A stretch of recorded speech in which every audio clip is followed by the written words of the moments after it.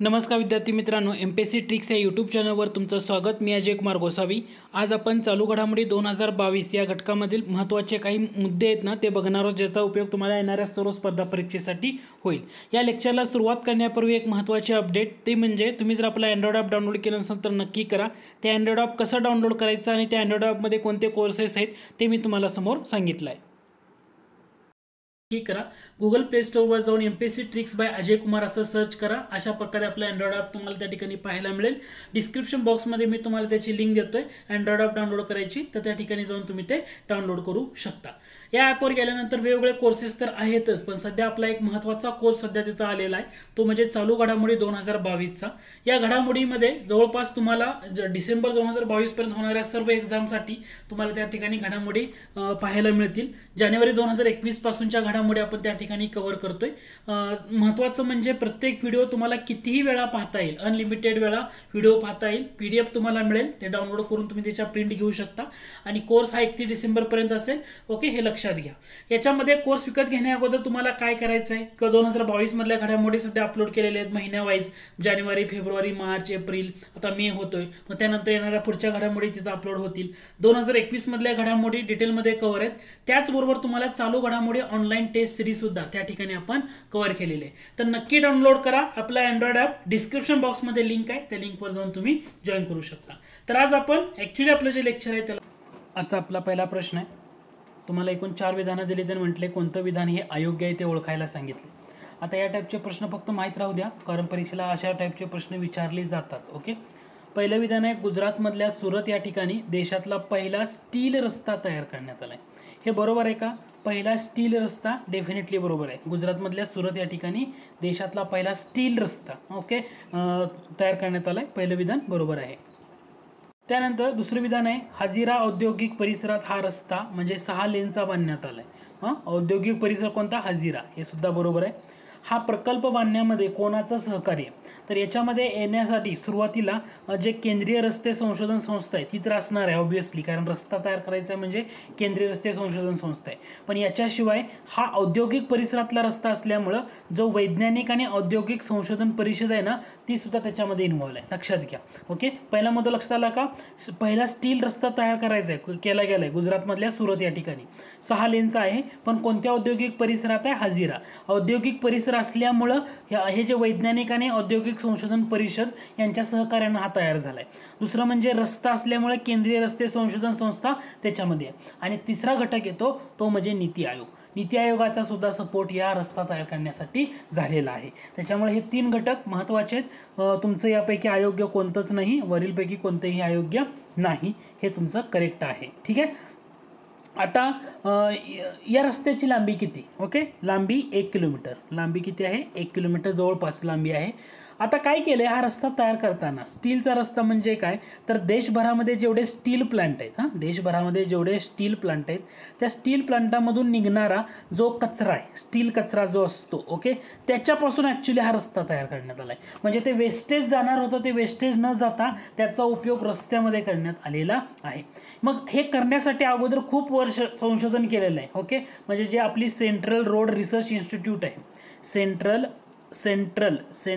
Road research institute, ही जी institute आहे यांनी अगोदर खूप वर्ष त्याचा एक अभ्यास केला आहे, किंवा त्याचा एक ॲक्च्युली कसं करता येईल, काय करता येईल त्याचा अभ्यास करून प्रक्रिया केली आहे आणि त्याच्यापासून तो रस्ता तयार करण्यात आलेला आहे। तर हा एक महत्त्वाचा घटक आहे। आणि ह्या प्रकल्पाला जोडले कशाशी, तर सरकारचे जे 2 महत्त्वाचे प्रोजेक्ट आहेत भारत सरकारचा, एक तर तुम्हाला माहीत आहे स्वच्छ भारत अभियान, सगळ्यांना हे पाठच असेल स्वच्छ भारत अभियान कधी सुरू झालं काय, आणि दुसरा आहे वेस्ट टू वेल्थ हा जो प्रोजेक्ट आहेत ना, या दोन्ही प्रोजेक्टशी हा जो प्रकल्प आहे तो जोडण्यात आलेला आहे। म्हणजे तुम्हाला लक्षात आलं का, हा जर प्रोजेक्ट आता जो बनवलेला पहिला स्टील रस्ता हा जर यशस्वी झाला तर याचा उपयोग नंतर देशातले सगळे महामार्ग जे असतील किंवा रस्ते असतील ना, त्या ठिकाणी हा स्टील कचरा वापरण्यात येईल। म्हणजे जे वेस्ट जाणार आहे त्या वेस्टपासून त्याचा उपयोग चांगल्या पद्धतीने आपल्या साठी करता येईल, यासाठी हा घटक आहे। मुद्दा लक्षात आला का? पाठ करायला काहीच अवघड नाही। देशातला पहिला स्टील रस्ता म्हटलं गुजरातमधल्या सुरतमध्ये, कुठं उभारला? हजिरा औद्योगिक परिसरात. रस्ता असल्यामुळे कोणाच्या सहकार्यानं? केंद्रीय रस्ते संशोधन संस्था. औद्योगिक परिसर असल्यामुळे वैज्ञानिक आणि औद्योगिक संशोधन परिषद त्यात इन्व्हॉल्व आहे. आणि तिसरा घटक येतो तो नीती आयोगाचा आहे. एवढं लक्षात ठेवा, जवळपास 1 किलोमीटर लांबीचा आहे, फक्त प्रायोगिक तत्वावर. हे जर यशस्वी झाला तर तुम्हाला येणाऱ्या काळामध्ये जवळपास सगळीकडे स्टील रस्त्यांचं साम्राज्य बघायला मिळू शकेल. ठीक आहे. पुढचा प्रश्न आहे, तुम्हाला 4 विधानं दिलीत आणि योग्य पर्याय निवडा असं म्हटलंय. 18 एप्रिल 2022 रोजी केंद्र सरकारने lieutenant general Manoj C Pande यांचे देशाचे नवीन लष्कर प्रमुख म्हणून नियुक्ती केली. नवीन लष्कर प्रमुख, पण लष्कर प्रमुख पदावर येण्या अगोदर ते लष्कराचे उपप्रमुख म्हणून काम पाहत होते. ऑब्विसली ही पहिली दोन्ही विधानं बरोबर आहेत. मनोज सी पांडे यांची नियुक्ती करण्यात आली. मनोज सी पांडे हे जे आहेत यांनी कोणाची जागा घेतली?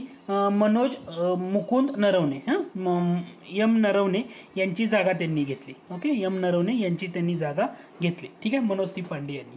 त्यामुळे हा घटक इथं तुम्ही थोडंसं लक्षात असू द्या. देशाचे ते 28वे लष्कर प्रमुख आहेत का? नाही. देशाचे ते कितवे लष्कर प्रमुख होतील? आता 29वे होतील. कारण आपले मनोज नरवणे जे होते ते 28वे होते. त्यामुळे आता हे 29वे लष्कर प्रमुख होतील. त्यांची नियुक्ती 30 एप्रिल 2022 पासून लागू झाली. म्हणजे नियुक्ती केली अगोदर 18 एप्रिलला केंद्र सरकारनं, पण लागू ॲक्च्युली पदभार किंवा इम्प्लिमेंटेशन जे आहे तर ते 30 एप्रिलपासून सुरू झाले. याचा अर्थ 1, 2 आणि 4 बरोबर आहे. म्हणजे पर्याय क्रमांक बी हे तुमचं करेक्ट आहे. लक्षात ठेवा, ते 29वे लष्कर प्रमुख आहेत, हे तुम्हाला महत्त्वाचं. आता दुसरा घटक, सैन्य दलामध्ये ना वेगवेगळे ना कॉर्प्स आहेत, म्हणजे वेगवेगळे कॉर्प्स म्हणजे अभियंता कॉर्प्स. आता यांच्याबद्दल तुम्हाला इंटरेस्टिंग म्हणजे आता हे एवढं तर तुम्हाला लक्षात ठेवायचे. मनोज सी पांडे 29वे लष्कर प्रमुख, 30 एप्रिलपासून त्याची नियुक्ती लागू झाली. सगळ्यात महत्त्वाचा मुद्दा काय आहे? जो अभियंता कॉर्प्स असतो, अभियंता कॉर्प्स. ओके, म्हणजे अभियंता कॉर्प्स म्हणजे सैन्य दलामधला असणारा जो अभियंता कॉर्प्स आहे, या अभियंता कॉर्प्समधून लष्कर प्रमुख होणारे ते पहिले अधिकारी आहेत. ते पहिले अधिकारी आहेत, पहिले अधिकारी. आता लक्षात आलं का? म्हणजे अभियंता कॉर्प्स म्हणून कॉर्प्समधून, कॉर्प्स म्हणजे आपण काय म्हणतो वेगवेगळे असे रेजिमेंट राहतं त्या टाईपमध्ये, अभियंता कॉर्प्समधून सैन्य दलामध्ये प्रमुख होणारे किंवा सैन्य दलाचे प्रमुख पद स्वीकारणारे हे पहिले अधिकारी ठरणारे. त्याच्यामुळे ही न्यूजसुद्धा किंवा ही जी इन्फॉर्मेशन आहे ही तुम्हाला जास्त इम्पॉर्टंट ठरू शकते. दुसरं म्हणजे भारतीय लष्कराच्या कॉर्प्स ऑफ इंजिनियर्स म्हणजे द बॉम्बे सॅपर्स म्हणून नियुक्ती झाली होती, कॉर्प्स ऑफ इंजिनियर्स. तर हे 24 डिसेंबर 1982 यांची नियुक्ती झाली होती. कधी झाली होती? 24 डिसेंबर 1982. आणि आता ते काय होणार आहेत? लष्कर प्रमुख. मुद्दा लक्षात आला का?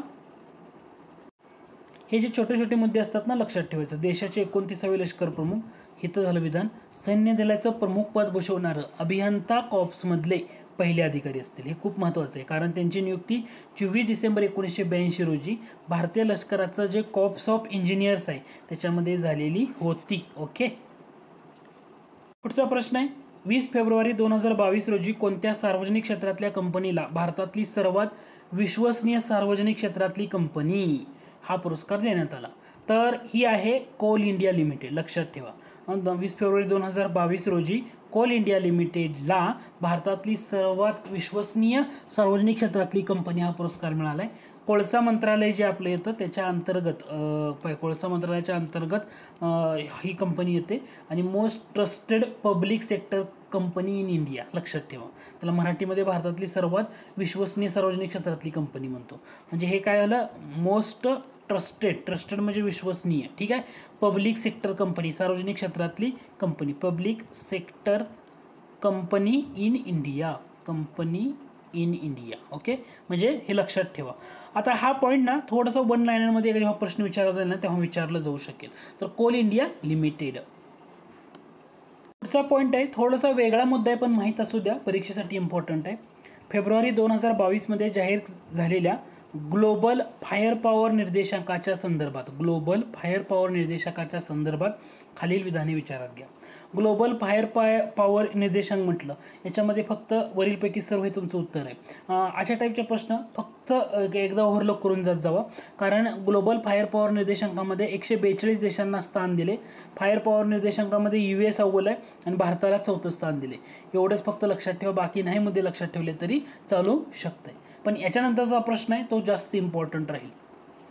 पुढचा प्रश्न आहे 23 एप्रिल 2022 रोजी कुष्ठरोग्यासाठी, हा शब्द महत्त्वाचा आहे, कुष्ठरोग्यासाठी आंतरराष्ट्रीय गांधी पुरस्कार 2021 वैयक्तिक श्रेणीमध्ये कोणाला प्रदान करण्यात आला. आता हे आंतरराष्ट्रीय गांधी पुरस्कार पण कुष्ठरोग्यासाठी दिला जातो. आता हा पुरस्कार देण्यासाठी एक फाउंडेशन आहे, ते फाउंडेशन म्हणजे हे लक्षात घ्या, गांधी मेमोरियल लेप्रसी फाउंडेशन. हे फाउंडेशन आहे गांधी मेमोरियल लेप्रसी फाउंडेशन. या फाउंडेशनच्या वतीनं हा दरवर्षी काय केला जातो, पुरस्कार दिला जातो. पुरस्कार कशासाठी दिला जातो तर कुष्ठरोग हा जो आजार आहे, रोग आहे, तर या कुष्ठरोग व त्याच्याशी असणारे काही बरेचसे पूर्वग्रह आहेत, तर याच्यासाठी लढणारी एखादी व्यक्ती असेल किंवा एखादी संस्था असेल तर त्या संस्थांना, व्यक्ती आणि संस्थांना दरवर्षी हा पुरस्कार दिला जातो. मुद्दा लक्षात आला का? म्हणून म्हटलं की कुष्ठरोग हा शब्द महत्त्वाचा आहे. नुसतं आंतरराष्ट्रीय गांधी पुरस्कार म्हटलं तर अर्थ वेगळा होईल, पण कुष्ठरोगासाठी आंतरराष्ट्रीय गांधी पुरस्कार कोणाला देण्यात आला लक्षात आलं का? तर हा पुरस्कार गांधी मेमोरियल लेप्रेसी फाउंडेशनच्या वतीनं दिला जातो. पहिला मुद्दा इथं तुम्हाला थोडंसं लक्षात ठेवायचं आहे. कुष्ठरोग व त्याच्याशी संबंधित असणारे जे पूर्वग्रह आहेत त्याच्याशी लढणारे एखादी व्यक्ती असेल किंवा संस्था असेल त्यांना दिला जातो. दरवर्षी पुरस्कार देताना 2 श्रेणीमध्ये आहेत. एक श्रेणी असते वैयक्तिक आणि दुसरी असते संस्थात्मक. तर 2022 रोजी जो डिक्लेअर करण्यात आलेला पुरस्कार होता, वैयक्तिक श्रेणीतला पुरस्कार डॉक्टर भूषण कुमार यांना देण्यात आला.